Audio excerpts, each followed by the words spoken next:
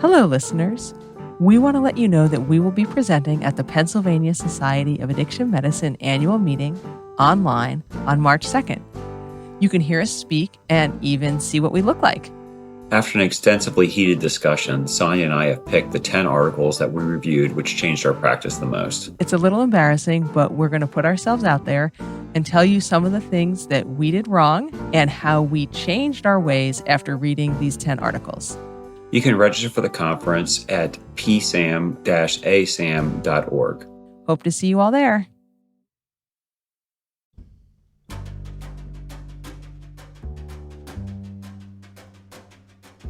This is Addiction Medicine Journal Club. I'm Dr. Sonya del Tredici.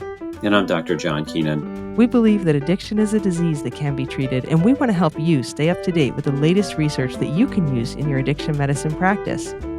And I want to remind everyone we are now offering Category 1 CME credit through MyCares and Michigan State University. So the links to get your credit are in the show notes, and it is completely free. This week, we're going to be discussing a great article comparing extended-release injectable buprenorphine to standard sublingual buprenorphine. How are you doing tonight, John? I'm doing great, Sonya. How about yourself? Doing okay. It's a little bit cold and wintry here in Pennsylvania right now, but I guess that's just how it is in January. So, John, what have you been thinking about in addiction medicine this week? I saw a really interesting article. It was actually just kind of in the late press on CNN. It's called FDA Approves First Test to Help Screen for Risk of Opioid Use Disorder. And in case you haven't been following this, the FDA actually just approved a genetic test that actually screens for your risk of developing opioid use disorder with exposure to prescription opioids. The test is called the AVERT-D test, and it's basically a cheek swab where it tests for 15 genetic markers associated with opioid response that kind of increase your likelihood of developing kind of tolerance or dependence. It's only used for acute pain. So I guess the way it's kind of marketed is that for maybe patients that are coming for surgery that can be associated with pain, like maybe a discectomy or a back surgery, you could offer this test and kind of get an example or have like a shared decision making about your risk. It's specifically not for chronic use. So chronic pain patients, it's not what it's designed for. Interestingly, it was previously rejected by the FDA. So the same test last October was rejected in a pretty overwhelming vote, 11-2. And it's basically due to concerns regarding the fact that you're putting like clinician judgment into a test. And so lots of false negatives also possibly could result in withholding kind of appropriate analgesia in the postoperative state. So it was actually reapproved or resubmitted and approved December of this year on the 19th with some additional stipulations. And the stipulations are, one, the company must provide training to healthcare providers regarding appropriate use of the test. So it's not something you can order, almost like a REMS type program. And two, they must have a large post-marketing study to assess the test performance. So I thought that was kind of interesting, at least a concept, It is interesting. I haven't heard about that. Did it talk about any correspondence between that risk score and the other risk scores for developing opioid use disorder that we use that take into account things like age and gender and, past history and that kind of stuff? Yeah, so this is basically purely pharmacogenomics. So it's purely just kind of looking for those surrogate markers. And I think that was some of the critique of the article or of the approval was that it kind of bypasses some of those other kind of validated scoring systems regarding use. I've always worried a little bit about bias in some of those scoring systems. It makes sense. Let's give an example, a history of incarceration. So we know that a history of incarceration is correlated with risk of having opioid use disorder because there is a correlation between those two. But then when you're a clinician, it doesn't quite feel right to treat people who have a history of incarceration differently than people who don't in terms of what medication you might offer. So while I understand the concept of, higher risk patients, people who are higher risk of adverse effects, that should be taken into account when you're choosing what to prescribe, it's a little hard just to me to feel like I'm treating patients differently based on, sort of socioeconomic characteristics. And I wonder if these genomic tests will, I don't know, maybe contain some of that bias as well. Yeah, I think that I'm not sure how much this kind of plays into your practice, but I know that the concept of pharmacogenomics for like SSRI and antidepressant use comes up a lot. And there's a very expensive panel that some people advocate for. It's interesting. It's mostly about like CYP 450 metabolism, so more so a side effect profile than true clinical response. But yeah, you do wonder like, is that truly a great surrogate for kind of response or to a treatment plan?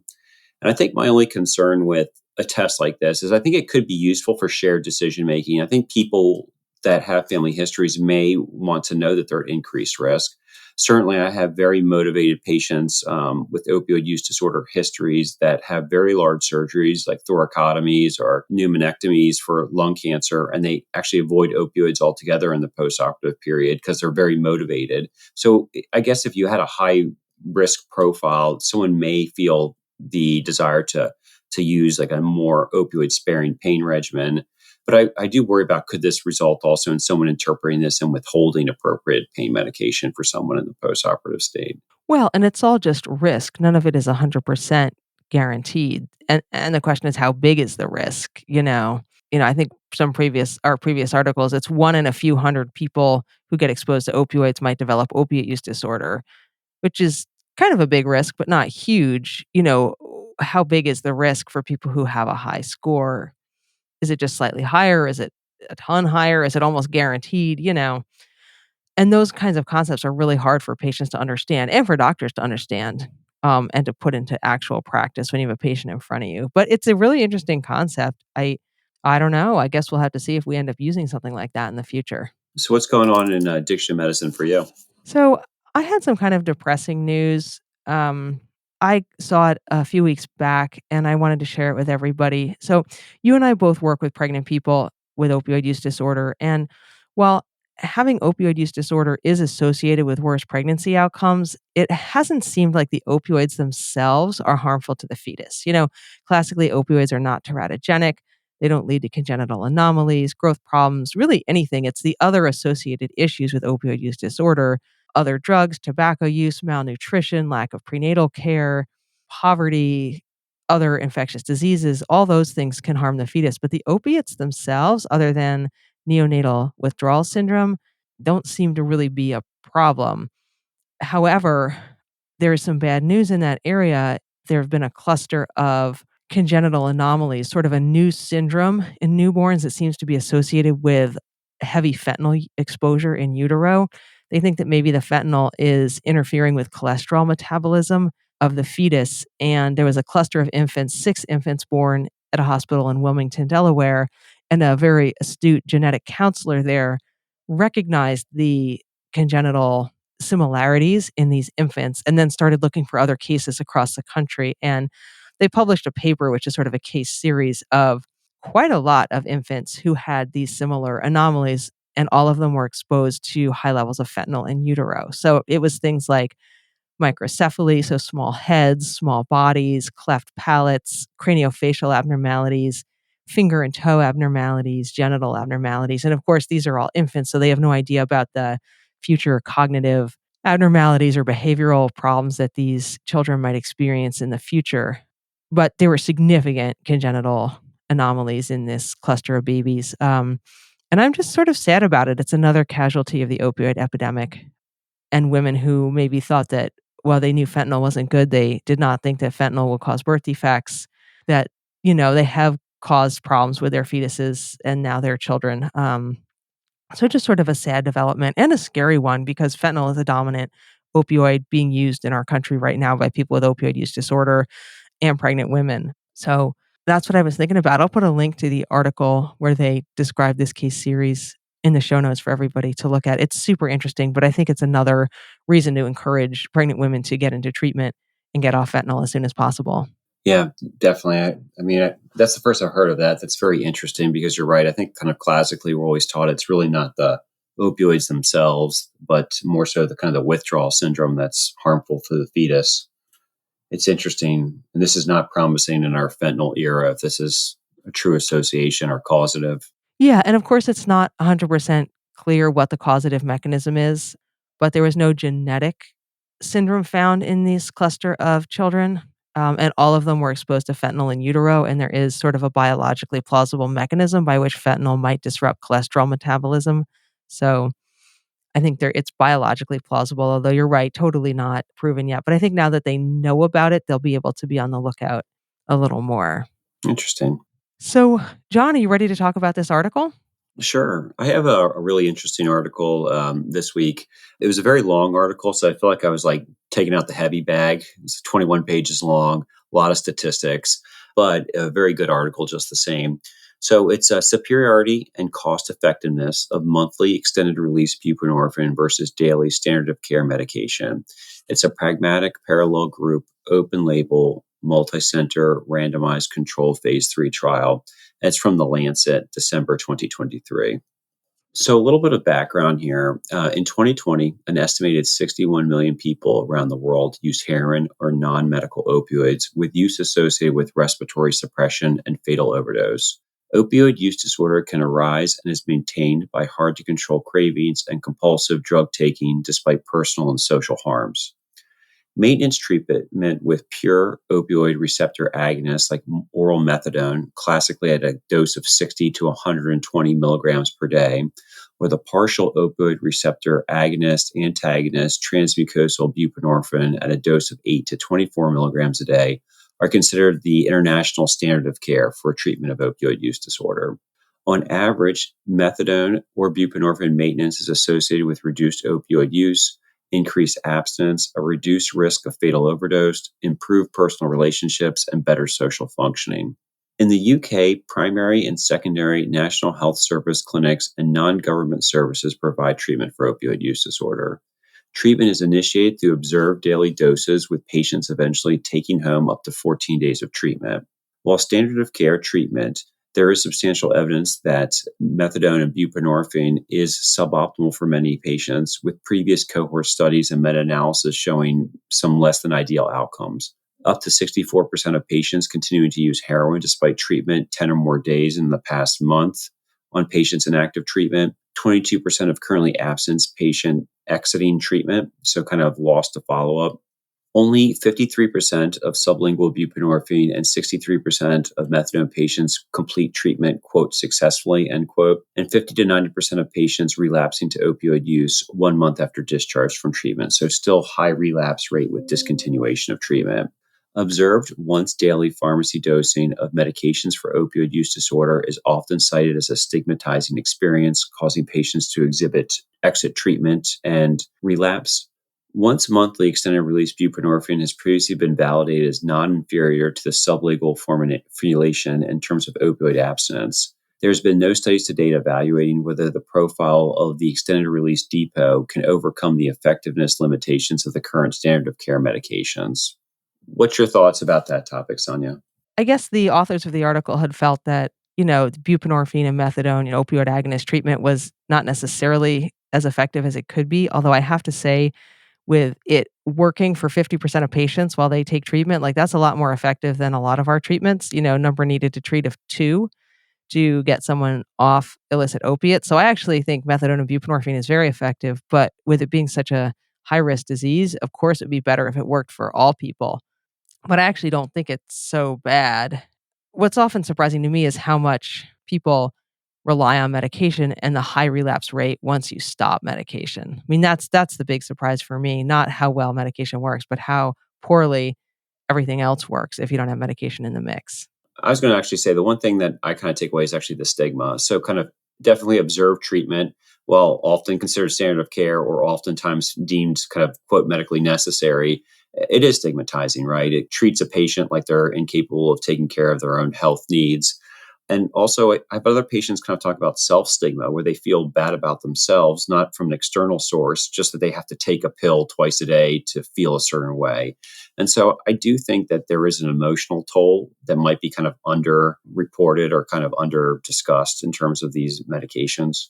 Well, right. And we know with methadone, which in the US, methadone requires in person daily dosing for a long time until you can take a week or 2 of it home, mostly just a week or just a few days. But that whole daily dosing thing is a huge stigma. And that's why I think the long acting injectable medication is certainly a lot easier for a lot of patients. There was another article I was going to present in terms of our addiction in the news. There was a big editorial in the New England Journal of Medicine saying how it was physically impossible to both be a methadone patient and have cancer. There's like no way you can keep your methadone clinic schedule and your cancer treatment schedule at the same time. It's just too time consuming.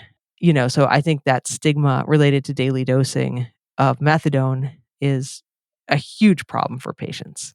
So, what is the clinical question of this trial? One, does extended release buprenorphine provide superior abstinence compared to oral methadone or transmucosal buprenorphine? Does extended release buprenorphine provide a superior safety profile compared to oral methadone or transmucosal buprenorphine? Is extended release buprenorphine a cost effective treatment compared to oral methadone or transmucosal buprenorphine? A little bit about this study design. So, this is called the EXPO study, and it stands for Extended Release Pharmacotherapy for Opioid Use Disorder. And it was a pragmatic, parallel group, open label, multi center, superiority, randomized, controlled phase 3 trial conducted at 5 National Health Service community based treatment clinics in England and Scotland between August 9th, 2019 and November 2nd, 2021, comparing extended release buprenorphine to either methadone or buprenorphine sublingually for 24 weeks. The study population was adults aged 18 and over with moderate to severe opioid use disorder at the time of program admission, and that's kind of standard DSM-5 criteria. They were on less than or equal to 24 milligrams a day of buprenorphine or less than 30 milligrams or equal to 30 milligrams a day of methadone at the time of study enrollment. They actually changed that throughout the study. Initially, it was 50, but I think they had such a difficulty kind of cross tapering over to the extended release that they kind of redefined it to 30. All participants were allocated a clinic key worker, which is basically for us in the United States would be a social worker or case manager. And they were offered fortnightly, also kind of a UK term every other week, or monthly sessions for medication management and general counseling. And they use the term fortnight often. I actually find myself using that more since I've been reading this study when I tell someone to do something every other week. But you don't have teenage boys in your house, so no one is playing Fortnite. So as your kids get older, you won't be able to use it anymore. Exclusion criteria, significant hypertension, cardiovascular disease, hepatic insufficiency, severe alcohol use disorder, history of allergic or adverse reaction to study medications, enrollment in naltrexone treatment in the past 3 months, uncontrolled mental health disorders, a suicide plan or attempt in the past 6 months, and criminal justice involvement that risked incarceration of the study participant. Randomization occurred in a non-masked manner. It was one-to-one random. They used blocked allocation for standard of care treatments versus the extended release buprenorphine with stratification by clinic and non-medical drug injecting in the past 28 days. So basically, they kind of tried to do equal amounts kind of distributed between the 5 clinic sites and also whether or not people were kind of actively using or not. So tried to dissipate them kind of in a relatively equal distribution. I have a question, and you might get to this later, so sorry if I'm making you jump ahead. Sometimes in some countries in Europe, you can only give buprenorphine kind of observed dosing as like methadone. Is that true in the UK, or could people do like take home buprenorphine like we do in the US? I think from what I was reading, at least in the overview, they said up to 14 days is kind of what currently is allowed there. So you didn't have to go in every day. No, I think you're allowed up to 14 days of take home. I'm not sure what the criteria for that would be. A fortnight's worth of take home. A fortnight's worth of take home, correct. So basically, a little bit about the study procedure. So they did a lot of testing, kind of a baseline face-to-face investigator administered interview, and they did kind of typical demographic information. They did this adult service use schedule, the ADSIS, which is basically a test kind of evaluating hospital office, social service, law enforcement, and missed work due to illness, alcohol consumption, frequency, quality, and maximum. So that's the ALK FQM, the craving experience questionnaire frequency version, the CEQF, difficulties in emotional dysregulation, short form, that's the DIRS-FF, the EQ5D5L. They did a Montreal cognitive assessment, a MOCA, a structured clinical interview for DSM-5 disorders, the research version. They did a timeline follow back of 90 days. So kind of going back 90 days, kind of having people recount drug use. They did urine drug screens. They did a visual analog scale for perceived need and want for opioids and cocaine. So it's the VAS-N and the VAS-W. They did a quick inventory of depressive symptomatology, self-report, a QIDS-SR.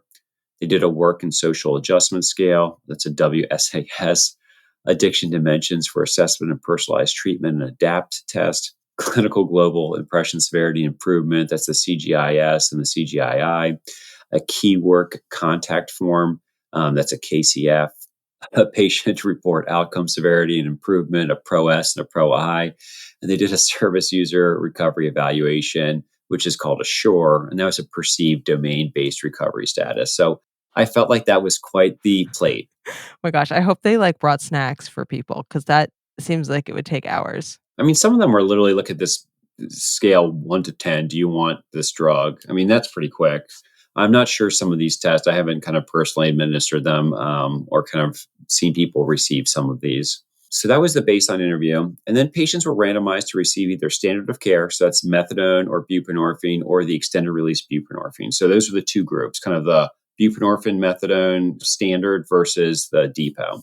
Standard of care was started under observation and then based upon attendance and UDS results by interval could be switched out.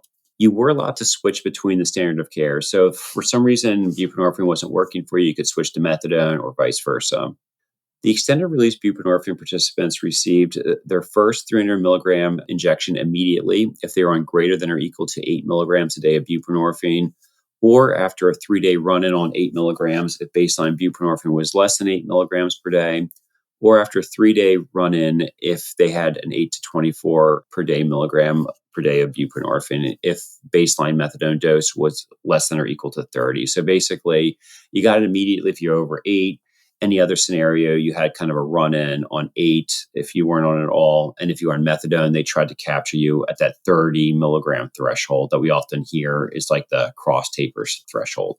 Most of the patients received a loading dose of the 300 two times. That was 4 weeks apart, followed by Q4 week 100 to 300 milligram booster doses for maintenance afterwards. They did clinic follow-up visits occurred every 14 days for 24 weeks. At every visit, you received a UDS and a timeline follow back for drug use, so kind of direct recall. Every month, you received a visual analog scale for perceived need and want for opioids and cocaine, the VAS-N and VAS-W. On week 4, 12, and 24, you got an ADAPT, a SCID-5 revise, a CGIS, a CGII, a DIRS-SF, a KCF, a PRO-S, a PRO-I, a SURE, a QIDS-SR, a WSAS.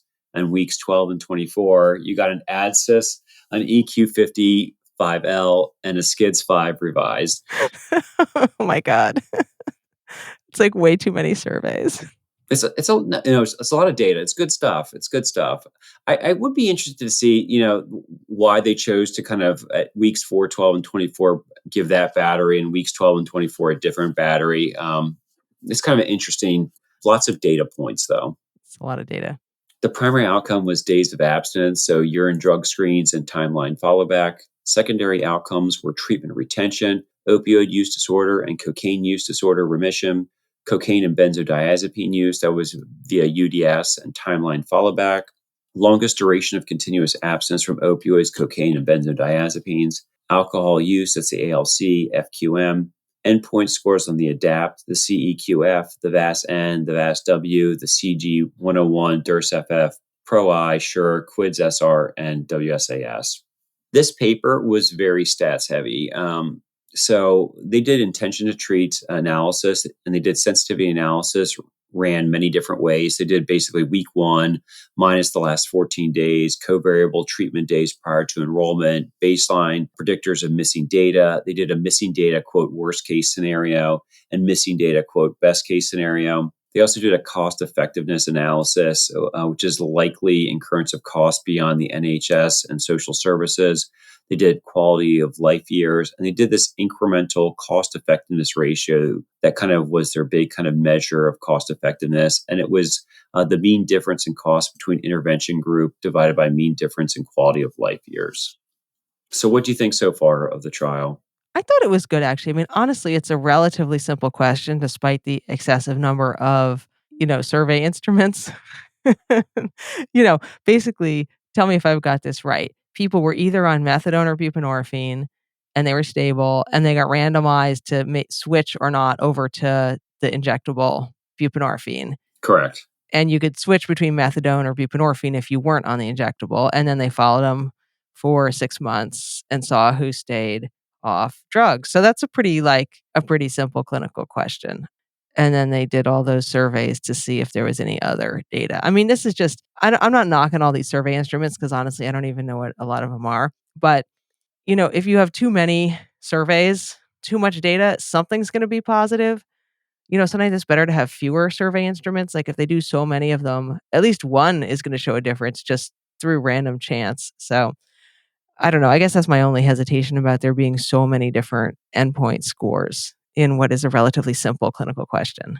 I would kind of counter argue for the authors. The one thing I would say is I think that the point is that they were trying to make this beyond just kind of like UDS negative, UDS positive. I think they were kind of looking at these kind of functional, emotional domains, like how they're operating in society, how patients kind of perceive themselves in their recovery. So I think it was looking at kind of those are kind of doctor centric outcomes, but I think they wanted to kind of look into explore these other domains that we often neglect that how patients function and how do they feel about themselves. And I think that the question's good there too. I mean, Yeah, I mean, that is a good point. The single outcome of abstinence, you're right, that is totally a doctor domain, and a lot of patients, that's not their top priority.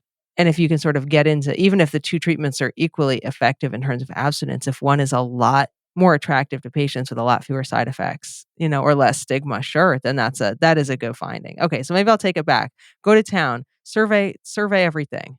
all right. So is this trial valid? The study costs were supported by a collaborative research grant from Indivior, who also produced the extended release buprenorphine. So there was some kind of industry funding.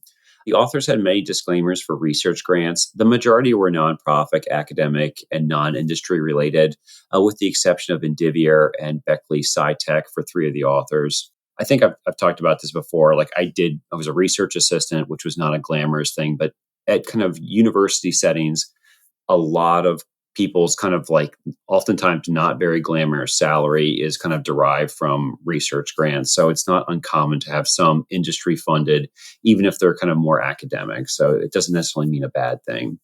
The study funder, Indivior, had no role in study design, data collection, data analysis, data interpretation, or writing of the report. There's a parallel group, open label, multi-center, superiority, randomized control, phase 3 trial of 314 participants with opioid use disorder. And this is nice, right? Because I feel like this is not what we get in addiction medicine. I always am kind of excited to do like a true trial. A lot of our other articles that we cover, it's kind of more population based or kind of retrospective review, or this is a true clinical trial. Yeah, it's totally cool.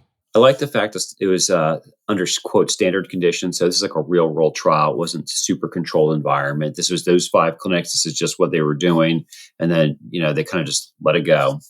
Recruitment was through standard clinic activities with no media recruitment. I like this. I think it limits selection bias. I think a lot of other studies I see, they do like these kind of media blast campaigns, and you do sub-select for a more functional group of patients when you do that. It's people that have access to the internet, people that have Facebook or whatever your social media choice is. So I think that I think you kind of capture some people that are kind of lower functioning, and maybe that's just my bias or my thoughts on it, but it seems like it's probably more comprehensive of a true clinic environment. There was lack of a blinding. I think that'd be tough to do, to give someone a pill and a placebo shot once a month without them kind of figuring that out. So I'm going to give them a pass on this. I think that would be really, really hard to do. Endpoints were very relevant patient oriented outcomes. So UDSs, cravings, functionality, safety, care retention. They did all these sensitivity analyses, which sometimes I think, like you talked about, there's a lot of data overload. The fact that all the sensitivity analysis haven't got there yet, they all kind of say the same thing. So that makes me feel good that they did them so many different ways and got the same results. I was interested as to why they did it so many different ways. I mean, but it certainly is interesting that they all came out similar and kind of congruent with one another. The authors, these are some self critiques by the authors. They were concerned that 24 weeks may be too short. I kind of disagree. 24 weeks in kind of addiction, that's a lifetime for most patients. I think you can really get a good sense of, how effective a treatment is. The only downside I think is maybe for cost analysis purposes, since that was a secondary question, possibly 6 months wasn't kind of enough to analyze that. Sort of like many things could be diminishing returns for these more expensive treatments. The UK population, it may not be generalizable to all treatment locations. So this is a very heroin predominant treatment group. 90.8% were heroin predominant. And there's less synthetic fentanyl at this time point.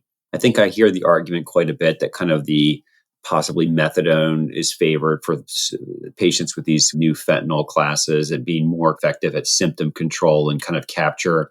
That's just what I've heard. And we always hear kind of buzzword ASAM. They said this many times. I don't know if that's true or not, but that certainly is a perception. There's author concern regarding the primary outcome measure and how there currently lacks a gold standard with regards to measures of abstinence. So is it truly a binary outcome or is it more of a continuum, which it probably more so is? And the author was concerned about the cost utility analysis being subject to missing data, and that really, recommend redoing a study or analysis utilizing some registry data than kind of just the data that they had. Lots of thoughts there. Yeah, I mean, I thought it was valid. I think the question of whether it's long enough is an interesting one. I really feel like the first 6 months in treatment for opiate use disorder is kind of different from subsequent time, and so it might be a little hard to extrapolate. Like, after someone's been abstinent or successfully in treatment for 6 months, they kind of enter a different phase where they're a lot more stable, and so they might have a little more flexibility in which treatment they wanna do, like, treatments might be more effective at that point. So I think it's good to know what works for the first 6 months. I think they're right, they might not be able to extrapolate that for people who are 6 months and beyond in terms of their kinda stability or abstinence, so I think 6 months is a perfectly good amount of time. I thought the outcomes were really good, I thought it was well-designed study, so, yeah, I think it's very valid. So, what are the results? Kind of study population. So, 314 out of 1,752 participants screened were included in the study. The most common reason that a participant wasn't included was refusal to join or baseline dose outside of the study range. So, either on a buprenorphine dose too high or a methadone dose too high, or they just didn't want to do it. Certainly, I can respect that. Kind of don't rock the boat.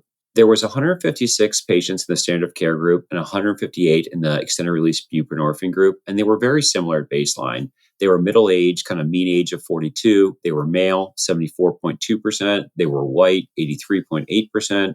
They were heroin users, 90.8%. Most met criteria for severe opioid use disorder, so 98.1%. Many also met criteria for severe cocaine use disorder, that was 49.7%. Many were using drugs within the 28 days prior to enrollment. So 44% were using opioids, 48.7% cocaine, 22.9% benzodiazepines. Many used alcohol within the 28 days prior to enrollment. So 55.7% were drinking. Mean drinking days in the 28 days before was 5.2, with a mean of 8.9 drinks per day.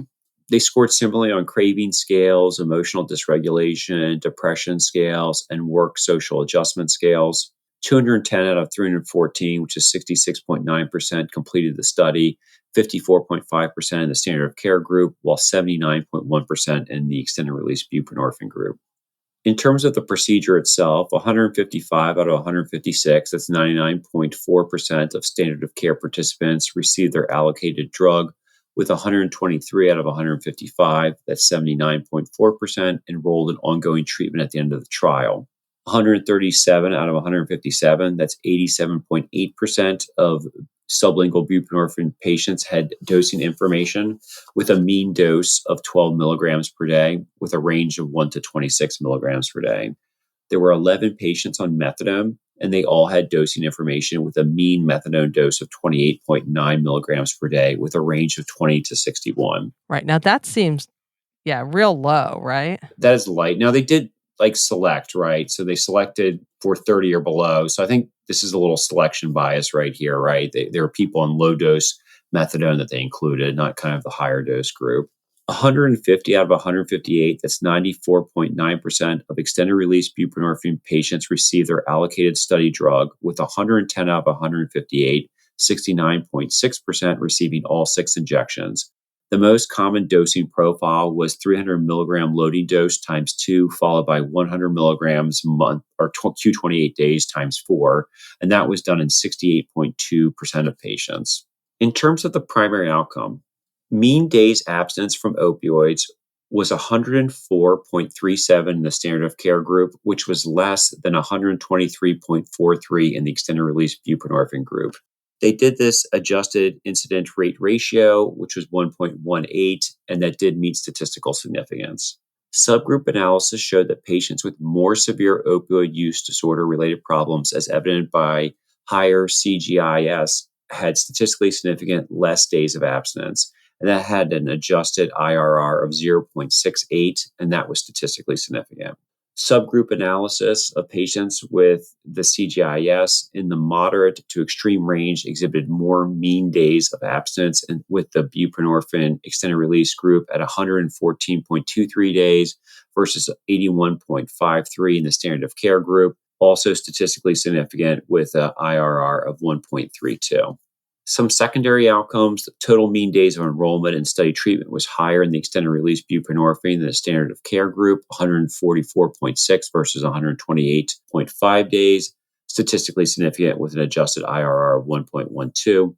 With censoring the average number of days until discontinuation, it was higher with the extended release buprenorphine than the standard of care group, 154 versus 138.2. And that was also statistically significant with an adjusted hazard ratio of 0.46. There was no statistically significant effect noted on cocaine use, cocaine cravings, benzodiazepine use, or alcohol use. There were evidence of extended release buprenorphine treatment effects for the recovery strength subscales of the ADAPT, the SHURA, the WASAS, greater improvement on the CGI-I, and greater improvement on the PRO-I. So basically, greater improvement in strength, patient perception of recovery, and patient-reported outcomes. Last thing, we're going to talk about safety and cost effectiveness. Adverse events were higher in the extended release buprenorphine group as a whole, with 123 participants, that's 81%, compared to the standard of care group where it was only 67 participants, that was 42.9%.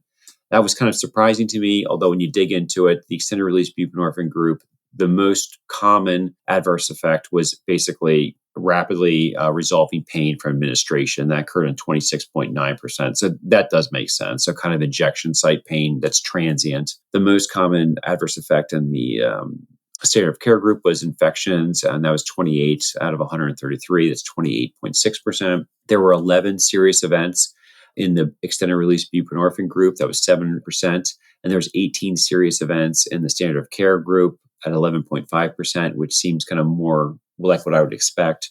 Most common were psychiatric disorders, CNS disorders, hepatobiliary pathology, injury / poisoning, procedural complications, and unintentional drug poisoning. 4 patients in each group were treated in the ED following unintentional drug poisoning and discharge. 1 participant in each group died of unrelated causes. For cost effectiveness, extended release buprenorphine was more expensive with a 1,033 pound mean incremental cost of treatment. That translates to dollars at $1,276. Just to give you an idea, the list price of depot buprenorphine, the formulation available in the United States, is $2,016.52 per month currently. Extended release buprenorphine was associated with a more cost-effective incremental quality adjusted life year of 0.02, so slightly more effective.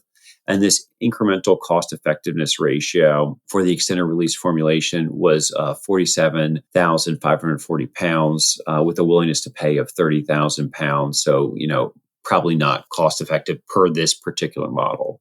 So that was a lot of information. That was a lot of information. I don't wanna put you on the spot. Can you do, like, a quick summary, bottom line? If you say to distill this into a couple one-liners, certainly in terms of days of abstinence, the depot outperformed standard of care. In terms of kind of subgroup analysis, the more severe patients actually tended to do better in the depot group than the standard of care, so possibly a selection bias there. Patients that were receiving the depot buprenorphine also had kind of more time in treatment. higher length of time till discontinuation of treatment, and they had improvement in some self-recovery scales compared to standard of care. So basically, in most domains, they were either equal or the extended release outperformed. Wonderful.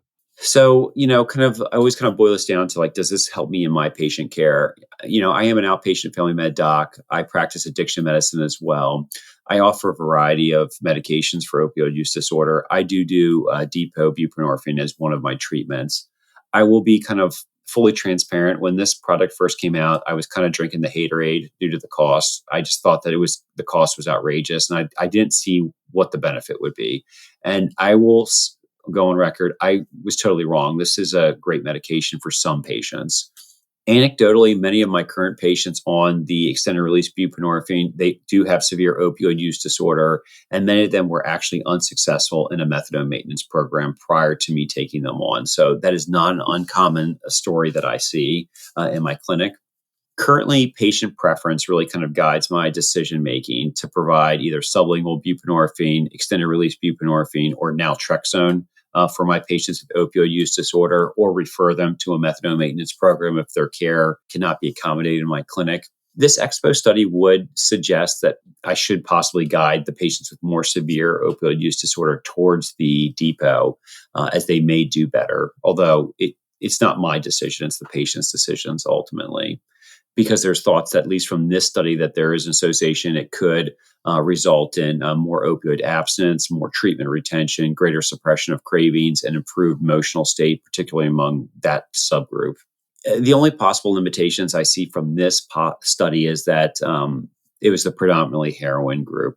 I think that the question is, how does this perform in kind of the fentanyl era? I think that's kind of TBD. I mean, theoretically, they would perform similarly, although I don't think we always see that. At least some of the data might be conflicting there. We'll just have to kind of see as that kind of moves forward. But certainly in this group here that was predominantly heroin, it did seem to be more effective. The only other limitation I see is that these were kind of stable patients. And, you and I often see patients who are unstable. They're still using illicit drugs. They're struggling to get off them. They haven't even gotten on either methadone or buprenorphine. So, some of our most unstable and sort of sickest patients wouldn't necessarily make it into this study. And I also worry a little bit about the lack of the high dose methadone patients. I mean, it really, just to be able to transition to buprenorphine, you had to be on relatively low dose methadone in this study because you had to be able to be randomized to get buprenorphine injection. But I don't know quite how that translates to our current kind of methadone population. Like someone who's stable on 120 milligrams of methadone, could we say that they do better switching over to extended release buprenorphine? Probably not given this study. Like we don't know given this study. I think that's the only other group that's kind of missing from this data. Sure. Any other thoughts? No, I mean, I use extended release buprenorphine as well. It's a great medication, but it wasn't dramatically superior to the sublingual buprenorphine, and so it really does come down to patient preference. Some people say, "I hate injections. I don't want it," or "I hate dealing with the pharmacy, so I want it." There's a lot of factors beyond the efficacy that makes patients choose one treatment over another. So I do think patient preference is key in this, and those are some things that aren't captured in this study. But it makes me very comfortable saying that, especially for a patient who's stable on buprenorphine, switching over to the extended release might be even more effective. And it certainly isn't worse. So I really am comfortable telling patients they could be on whatever formulation works best for them. Yeah, I think it's still kind of choose your own adventure for this for patients, and I'm going to offer all of them. It's interesting. I do see that the kind of the street talk about this, people often know about it, and it has a relatively positive stigma or a positive reputation amongst the kind of recovery community. So I don't have much difficulty getting people to take it if they would be a good candidate. No, me neither. Well, thank you, John, for presenting that article. I think it was really great.